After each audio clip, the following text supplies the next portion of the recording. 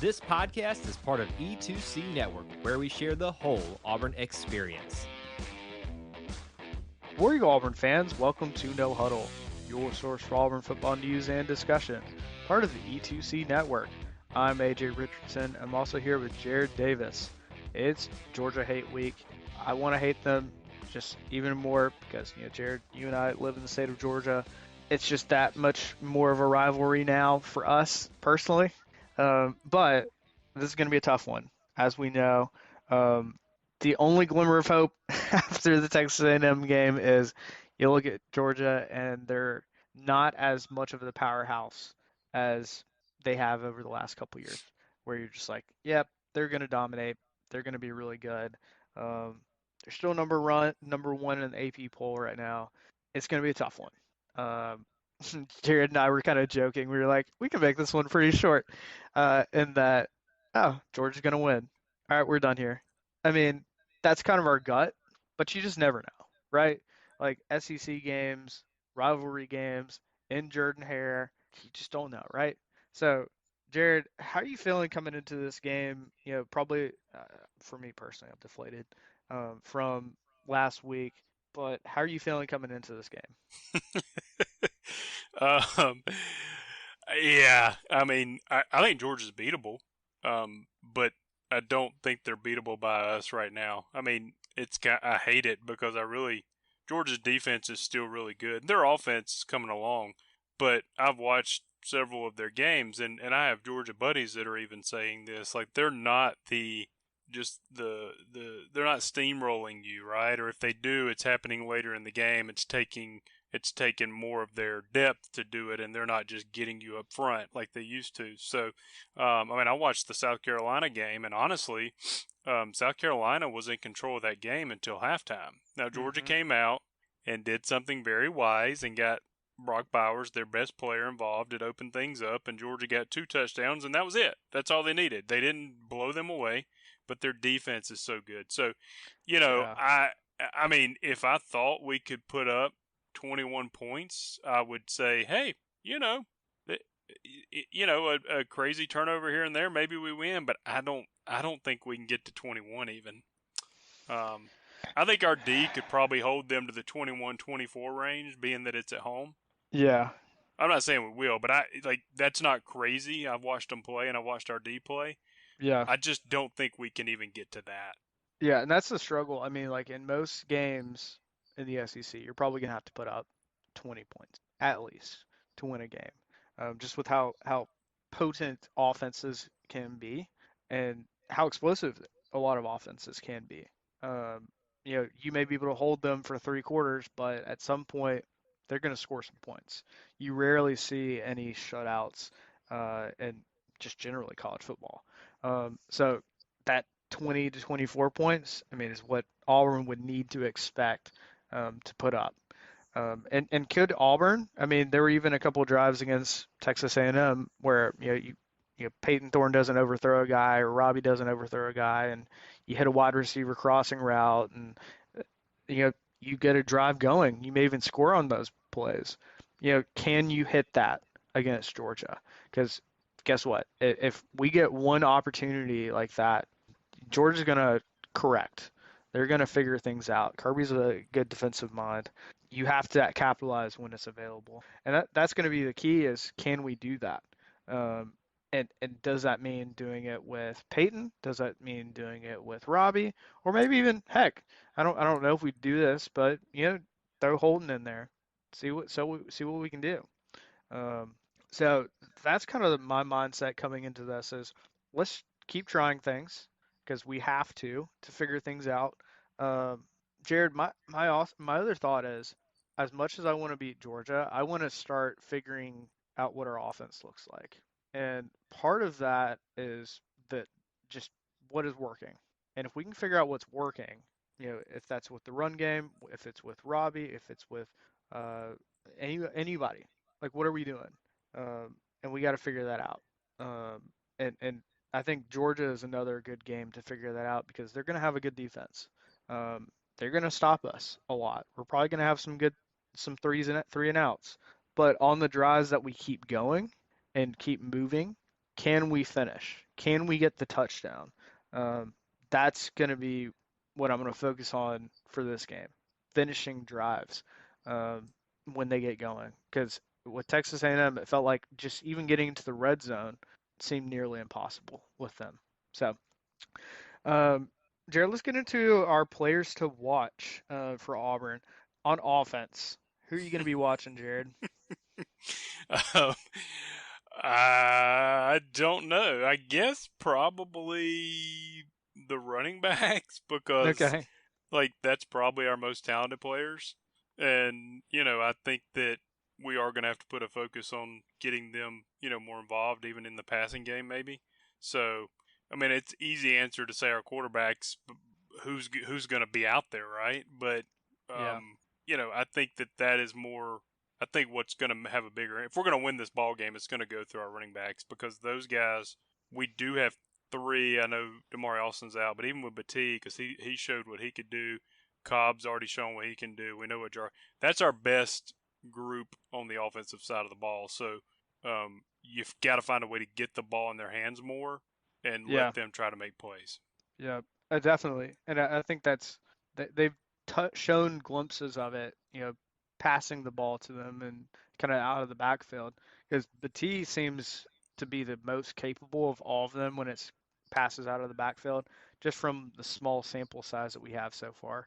Obviously, I think Jarquez could do it, but we got to figure that out. And that's one area I think we could focus on. Offense for me, I mean, I feel like the easy one is going to be either quarterbacks or wide receivers, just because wide receivers seem almost non-existent, getting some spacing, and when they were, it was the quarterback not hitting them when they were open. I mean, like it's going to be like a combination of the two. Like, how is that QB wide receiver chemistry going? Um, Whatever that looks like, it needs to get better. And we showed some glimpses of it in at Sanford, but that was Sanford. We played an SEC opponent, and that did not look good against Texas A&M. For defense, Jared, who are you going to be watching for Auburn? I guess probably just the defensive line, honestly, the whole unit, because I do think now their quarterback Carson Bates coming along, right? But I don't think I don't think he's going to beat you if they don't have a run game, or it will be more challenging. He's not going to go out there and Yeah. sling it around the park if he doesn't have the added advantage of a run game. And I mean, I know we gave up some chunk plays against A&M, but for the most part, I felt like we stopped their run pretty decently Yeah. on the majority of the time. So I was very impressed. Been super impressed with the defense as a whole. Ron Roberts has done a great job. And honestly, at home, if we can get the crowd in it, the longer I was watching the Georgia South Carolina game, and they didn't score a point in the first quarter. And they said the last time that's happened was at Georgia, Harson's first year. I mean, at Auburn, Harson's first year. So, Jordan Hare's not an easy place to play. Yeah. And if you can give them any hope at all that defense will be really fired up, I think the best way to do that is find a way, sell out, stop that run. D-line's going to have to play big. If you can do that, I think you can make this a game that's at least still matters in the fourth quarter, which crazy things happen when that's the case. Yeah, definitely. The player I think on defense I'm going to be watching, and I totally get like what you're talking about on a defensive line because that's where it starts. I think where it finishes is going to be whoever's on Brock Bowers, whether that's a linebacker, whether that's a defensive back, whether that's a safety, whatever it ends up being, that person needs to be on it because Brock Bowers is a difference maker for them. He's right now Georgia's leading receiver, which gives you any indication of that's who they're going to when they really need it.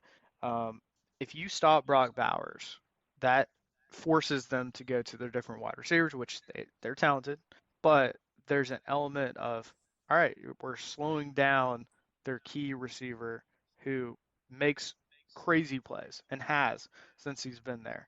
And you got to stop him. So I think whoever's guarding Brock Bowers. For special teams, Jared, who are you going to be watching? I think it's going to be McPherson. I, I think that their D is just so good that if we do win this game, it's going to be, somehow by field goals. I'm not saying we won't score a touchdown, but the field goals are going to be huge. I could see us potentially getting some things together and getting, inside the 30, but it's just so hard to score on them once you get Yeah. there. So we're going to need him to be perfect. And that may still not be enough, but any chance we have, we can't. Every facet has got to be perfect, and that's we got to take these points when we can get them. Yeah. Uh, and I hope we get in at least a few situations where we get to use him. Now, in an ideal world, sure, I would love for us to get touchdowns, but our track record against Georgia's defense, especially under Kirby Smart, has been he's not going to allow many touchdowns against Auburn. And I know it's new coaching staff, but it's a lot of the same players. And I don't necessarily know if that's going to be the case if we can put up a good number of points. I mean, I still think there's so many question marks in our head that special teams is going to be one of the difference makers. And for me, it's Oster Chapman because I have a feeling we're going to have lots of times where he's out there punting. And can he flip the field for us? I mean, he did a good job against Texas A&M. Even the time when the ball went over his head, like he recovered. He did what he needed to. Oh, that was an amazing play by him. We didn't talk about that in the last podcast. No, But yeah, that was awesome. I mean that's kind of like what you need because that could have been so bad. He could have, Yes. you know, not been able to get the punt off, and guess what? Texas A&M gets the ball up midfield or whatever it was at. Yeah, not good. Um, He did a great job. so that's awesome. And I really hope he can start getting some. I mean, I know he has the capability to get some really long kicks. That's going to be key. Um, let's talk about our score predictions. So I want to talk about what we did preseason. Um, one interesting thing, and I don't know if ESPN's updated this. They always do their little matchup predictor. Preseason, they only gave us an 11% chance of beating Georgia. Now they give us an 18%, or at least this is when we're recording this on Sunday, an 18%, which means they give us more, which I'm a little shocked about. I think they're going to rerun those numbers and bring that back down by the They're time even game time scratching comes around. yeah, they keep putting in the numbers in the algorithm. And they're like, really? Okay, that's what it says. Yeah, we're using So, our AI and whatever.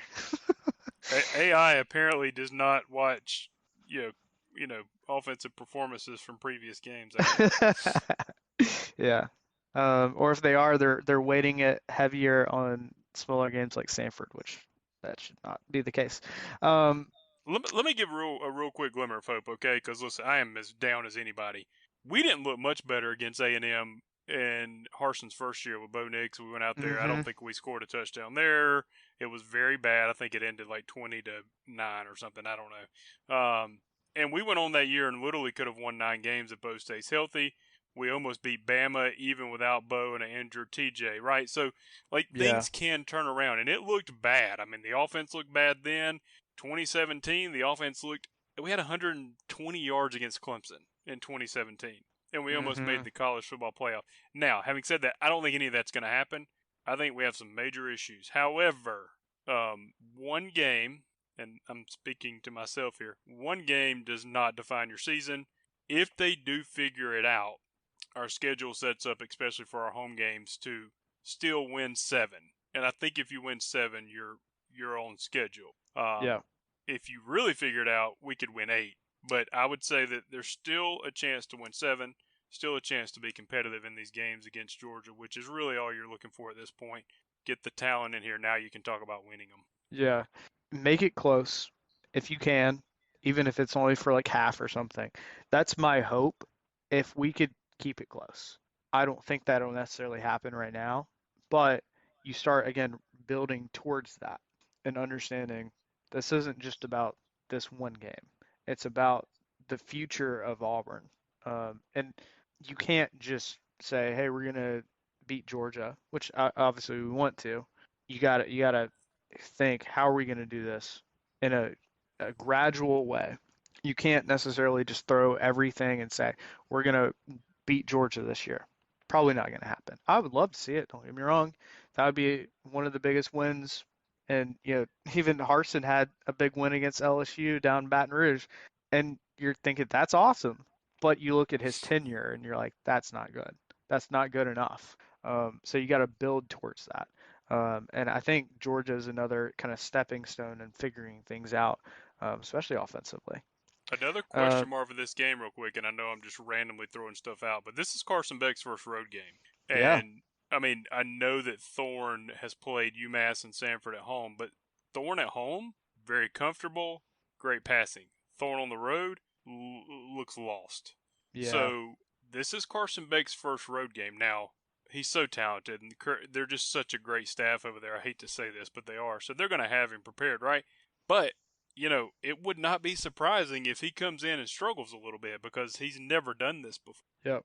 Well, and then you throw some of the crazy Ron Roberts type, Right. That's what blitzes, and we start getting a little bit into Carson Beck's head. You're giving yourself a little bit more of a shot there.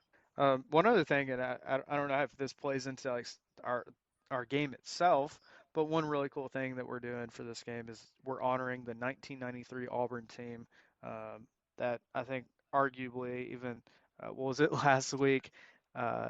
Jimbo Fisher was asked about Auburn, and he reflected back on that team, just saying like they were snubbed out of going to the national championship. So, I do think he mentioned the 83 team. However, the 93 team also did go undefeated. But he's talking about 93. Yeah, you're right. You're right. No, you're good. Because I read the article. He was talking about how Auburn in 83 was they beat like 7 ranked teams, and they were number 2, I think, and then they win their bowl game, and Miami jumps them from like number 5. So yeah. Which made me actually like Jimbo for a minute. I don't like that feeling. I know, right? But you're 100% right. 93 team went undefeated, but that was the team that was on probation with Terry Bowden. But yeah, I mean, people don't realize. I mean, we've probably had as many or more undefeated seasons in the SEC than anybody else. I mean, even all of Saban's national championships haven't been undefeated seasons. So yeah, we've put together some good years. Yeah, definitely. So let's give our score predictions for this and then get on to the final segment of an Auburn fan perspective of the SEC. Score predictions. I had us preseason losing, I think, by 10 points. I'm going to bump that up a little bit. I think we're going to lose by 17 points. I would love to see it closer, but I just think it's going to be kind of like the game against Georgia, was it last week with South Carolina, and you're like, yeah, like South Carolina hung in there for a little bit, but in the end, Georgia just their firepower is gonna come out, and they're probably gonna out talent us. I would love to see it happen otherwise, and us being it a little bit closer, but I don't know. That's where I'm at right now. Jared, what are you thinking for this game? You're a wise man. I think Vegas has it at 17. I was surprised they didn't put it that higher. I think 14. I mean, I just keep coming back to 24-10 in my head. I think our D is not bad, and if they didn't lose too many players from A&M, because that game people kept going down, but if we're semi-healthy, I think at home we probably can hold them to 24. Can we get to 10? I don't know. I'm just praying that we can, and that's not a win. So what does it matter? But yeah. I'm gonna go 24-10. Yeah. So let's transition to our final segment, an Auburn fan perspective of the SEC. I didn't get to watch a whole lot. I was on the road, getting to the beach with some family, but I did see some highlights of things. I kept up with the Ole Miss Alabama game. That it was close for a minute, and then all of a sudden it wasn't. And Georgia or Alabama just started taking things over, which I feel like was expected. So that was a good top 15 matchup, one of the better matchups in the game of the Saturday. Another kind of close one, and this was a little closer than I thought it was going to be. Number 12 LSU barely beat Arkansas, 34-31. And it was all towards the very end of the game. LSU finally had their little push. They were they were kind of fighting from behind a little bit for most of this game, and finally finished things out with a field goal um, at the very end of the game with 5 seconds left to play. That was a great game. There was no defense, but it was fun to watch. Yeah, I know. It didn't necessarily feel like a good SEC matchup, maybe just because of that. But it was fun to watch either way. Georgia and UGA, or UAB, sorry, Georgia and UGA. That would be a funny one to watch. Who wins? Georgia. Yeah. Georgia and UAB. Sorry about that. Georgia beat UAB, but for a minute, I even got a text from my dad who was like, Georgia and UAB are tied. And I was like, yeah, that's not going to last for very long. But sure enough, it was tied for all of 5 minutes. They did give up 21 points. Yeah. They gave up 20, which is more than we're going to score. So. Yeah. Yeah. I mean, sadly. if we score that many, I'd love it, but it's probably not happening. Mississippi State versus South Carolina. That was another close one. South Carolina edged that one out 37-30. And that was more or less just like holding on. South Carolina held on for the lead, and Rattler, their quarterback, started getting the hot hand. He played well. So that's still kind of this part of this bigger transition in Mississippi State. I mean, I just looked at Mississippi State's numbers. They're still passing the ball a ton. Will Rogers had 48 passes. 48 passes. Like that's the kind of stuff, like Mike Leach would throw out there. Probably having to even more. So Mississippi State's still in that transition of air raid offense to kind of a more pro style or balanced type offense. So that's kind of what happened this last week, and I feel like the SEC, now we're getting into some SEC play. It's really starting to show you where teams are at, and again, I said this I think the last few weeks. I think the SEC, while it is struggling, give it time, and we will start rising back up just because the talent level is still there. Jared, before we get out of here, how can people stay in touch with you? You can find me on Facebook under my name, Jared Davis. And you can find me on Twitter at JAY_. It's always great to be an Auburn Tiger and War Eagle. Thank you for tuning in to today's episode on the E2C Network. On your way out, I want to remind you to stop by e2cnetwork.com. It's your one-stop shop for all our content across our podcast, YouTube channel, and much more. To stay up to date with us, make sure you're following social media accounts such as Facebook, Twitter, and Instagram. While our content here may always be Auburn sports heavy, if it's orange and blue, it's what we do. War Eagle.